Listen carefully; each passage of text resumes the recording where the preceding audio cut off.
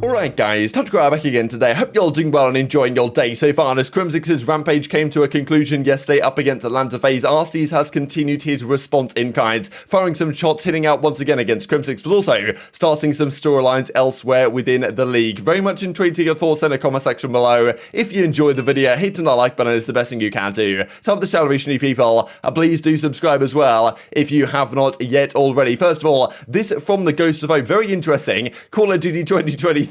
So, yesterday we talked about 2022, which I guess we are now in 2022. So there is a game coming out this year. We know how Call of Duty operates. Now, next year, already we're thinking about this because I think a lot of people are probably thinking, okay, Vanguard might not be as good as we expected it to be, or at least hoped it would be for competitive play. Next year, it's going to be Modern Warfare 2, Infinity Ward's game. We know we didn't really like the initial one for competitive, and then after that, we're back to Treg, right? Now, what is being indicated right here, Black Ops 2, Black Ops 3, is that it is a futuristic title. I really hope that from now on, all the games that we have in Call of Duty are just, somewhere in the modern to futuristic term. The World War II kind of just the vibe of it is just not particularly fun, I don't think. So, hopefully, if this is correct, the Treg's next game is going to be somewhere between Black Ops 2 and Black Ops 3, kind of like how Black Ops 4 was. Then, we might have some advanced movement. I don't know if it works with Warzone, we'll see. But, maybe a little bit of optimism on the far end of the tunnel that, there's going to be a game kind of similar to these two. With any luck, Treg will deliver, as it they seem to always do, to be honest, at least when looking at things from a competitive perspective. This also I thought was kind of funny, right, because Call of Duty Mobile's kind of been taken over lately, right, given the fact that most people say, yeah, that game's actually way better than what we've been playing in Call of Duty competitive the last couple of years. But this I thought was kind of funny from Bobby Plays here in the reply, because there's a team looking to get picked up on the COD Mobile side, and he, at London Royal Ravens at Paris Legion. Figured I'd tag you guys, probably your best chance of winning a COD event in 2022, and the Ravens are trying to kind of roast Bobby a little bit here, because he joined New York Subliners,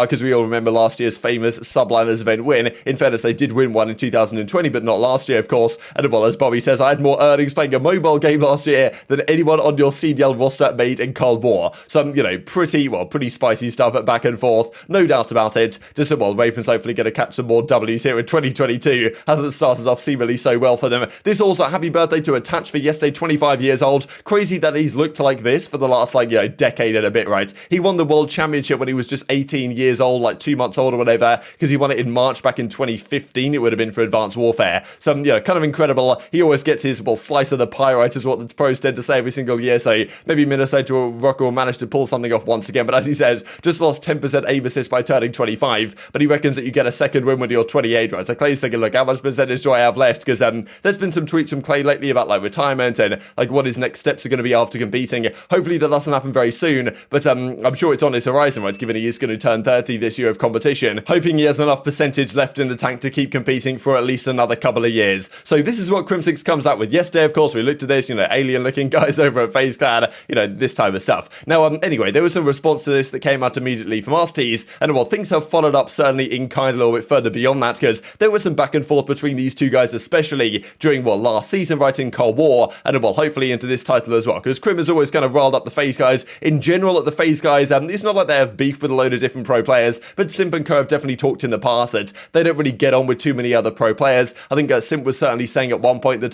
they get on with the Toronto guys, but outside of that, they're not really, friends with too many other players. So it does create a good environment, really, because back in the day, there was always this talk a few years ago. It's still relevant today, but back in 2013, 2014, the drama and the rivalry between the pro players, there was legitimate beef between the players. They wouldn't play with each other because they were, in different environments where they would practice and scrim online. And these tournaments, they had a lot of, built-up rivalries ready between them. Now, the last few years, you could argue during the Jetpack era mostly, players started to play 8s with each other. They were often going to events with each other, and eventually all the pro players became friends, and the rivalries kind of died down, which is still the situation to some degree where we find ourselves today. But the FaZe guys kind of seem to be a little bit on an island compared to some of the rest of the guys in the league, and therefore you do get some nice little spicy rivalries like this, like gems of stuff that, we really had back in the 2014 days, I suppose. Now, just to start some things off, I think Arcitys was just kind of ruffling some feathers really about Frozone here, like a Warzone pro, saying, because you're cheating, all this type of stuff, and as Simp says, good beef here, I'm creating beef with everyone, we need to create storylines, and Simp says something here in the replies as well. Some, storylines definitely on Arcitys' minds. I think a lot of the pro players kind of understand this right now, that if storylines don't exist, then where is the appeal to actually watch this game competitively? Because the game itself isn't particularly interesting to watch, I don't think. It's more about who wins and the rivalries behind the scenes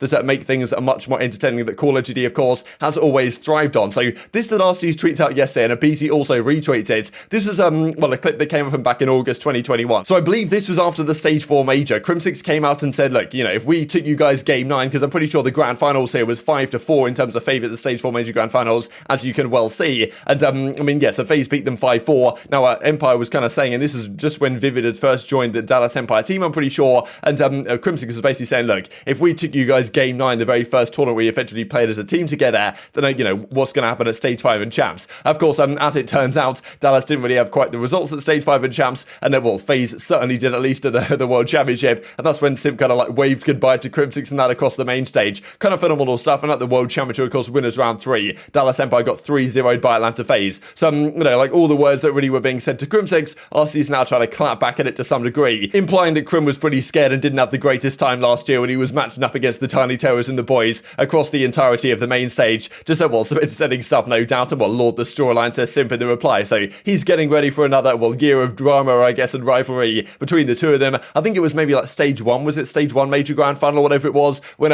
it was like they were trying to assassinate him or whatever. I don't know if you guys remember this. It was on like Raid, it might have been Search and Destroy, it was Raid something, and Crimsix was like last alive, and they were all behind him in spawn trying to like assassinate him. I don't think he got assassinated in the end. I think he just like died, I guess, a respectable death. But like FaZe have always been trying to get Crimsix. They always do this type of stuff, shooting bodies. Like they love it, to be honest. It definitely creates some good stuff going into next year. And this also from Rambo, right? Because it was kind of talking, okay, you know, why is this guy talking trash on my organization that I was on last year in the Dallas Empire? And I don't think Rambo had really seen what Crimsix had to say yesterday. So, you know, kind of an interesting set of replies, frankly. But Rambo, I guess, doing his best to keep things civil at the present time. This also from Arcitys, right? Storylines. I got London Royal Ravens next. I'm going for Trey Eddie Hellbread because, well, I mean, look, he's looking to create some more stuff here. So good to see that most of the pro players understand this, even if it's not all hits and it's some misses for some of the pros. Like, I'm pretty sure they realize in general right now, and even like these guys probably know that, okay, we're not going to stream practice or whatever. Like, we're not going to do that route because we talked about that a few days ago. The Dog Center Martin was saying to some of the FaZe guys, look,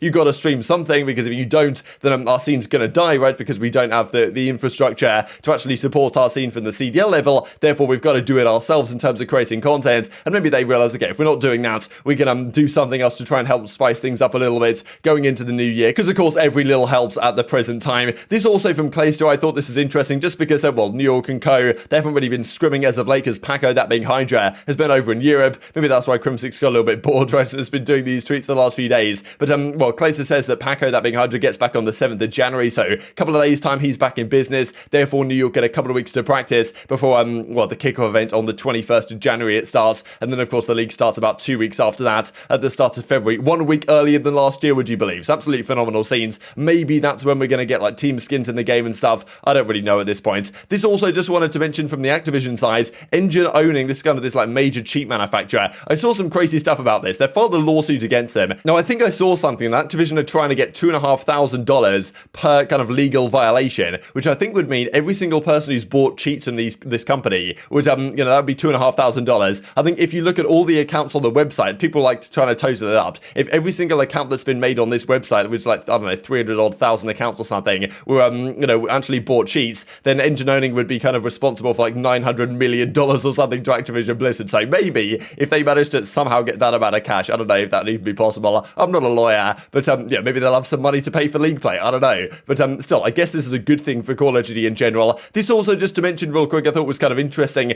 just kind of the Halo perspective compared to some of the Call of Duty perspectives. We play LAN tournaments, he says, at 9 a.m. in Pacific Standard Time, even earlier, so the norm for scrims should be around 12 Eastern. There are real, tangible benefits to waking early, having your body clock aligned with sunrise and sunsets. Please, Halo community, please. So pretty much saying that a load of scrims right now, and they have been in Call of Duty for a long period of time, were really late. And as Clayster kind of explains it right here, the 6 to 7 Eastern start time, because this is what I remember watching scrims back in like Black Ops 3, here in the UK and in Europe, you had to watch them late at night, because scrims weren't going on in the middle of the day. Now, finally, they've kind of brought these scrim sets back in the Call of Duty scene hour by hour to actually have a reasonable schedule. Now, I'm pretty sure it seems they start at 2 Eastern most of the time, that the scrim sets. No, you know, no chance we're getting it any earlier with West Coast players not wanting to wake up any early, because I guess on the West Coast it's 11 in the morning. But still, I guess Halo community hasn't quite got there yet. Still on this kind of late night grind time, because it used to be when people would get out of school, right? But of course, not really the case anymore with these guys having it as proper jobs. But maybe that's still the case to some degree in the Halo scene, certainly in the amateur scene on the Call of Duty front as well. Just to finish off with this, on this day back in 2015, at least yesterday, that being Optic won UMG Orlando. So you know, just like every single year, I mean, it seems like there's so many of these things, which is like, okay, the opening event of the season, and that even I'm pretty sure in Advanced Warfare there was one earlier than this, but this was the event with the kind of scumper Matthias, you sexy man thing, which I'm pretty sure is this listening right here, up against Perplexed, Huke, Vexed, and well, Toast, who of course is TJ Halley on the other side. But again, entertaining stuff, no doubt. Just seeing this makes me think, you know, on this day 2015, like, come on, surely we should have had some sort of event by now. But very much intrigued to get your thoughts on all this stuff in the comment section below. Hope you guys enjoyed the video. If you did enjoy it, hit in the like button. Tells the YouTube gods this is a good video, and as like you should see it as well, and help grow the competitive Call of Duty community. Thank you much as always, take care, and I will see you next time. One shot bottom circle, one shot bottom circle. I'm getting a corner, Stay around me. I spawned bottom down, They're gonna be Talus. One low dead. Oh my god! Top zero, I know. Dead. These kids are shook! Let's go! Top circle, Seth. Top circle, there we go. That's the intensity we need. Let's go. I got one. Nice boys. Upstairs. I got it, let's go. One more. Behind us. Outside of Keep playing, guys. Keep it up. Let's go. Good. Let's go. Circle again. Dead. Nice job, man. Let's go. One more there. Dead. Let's go. Let's go, Matthias! You're a man. You're an You animal. Let's sexy go. man! Top circle again. Dead. Yes! Let's go, man. Let's go, Matthias! What the fuck are they, dude? Tower. Top side's one shot. Top side's one shot. One lobby. Lobby. Come on, top attic and two lobby. Bottom lobby. Yeah. Back turtle. Top lobby, one shot to loot. In dead. We're there, Matt. Nice, Matt. Last guy pool. I'm watching wall. Watch the lobby. One shot attic. Come here, pool. Yeah, one shot hill. I just want to 10 kills for you. Yeah, you're the best, Ian. Let's go. You guys cut. Wait. One shot hill. There's two in. One's absolute. Nice, boys. Watch pool. The Octane boys with a huge 3-piece from Crimsix.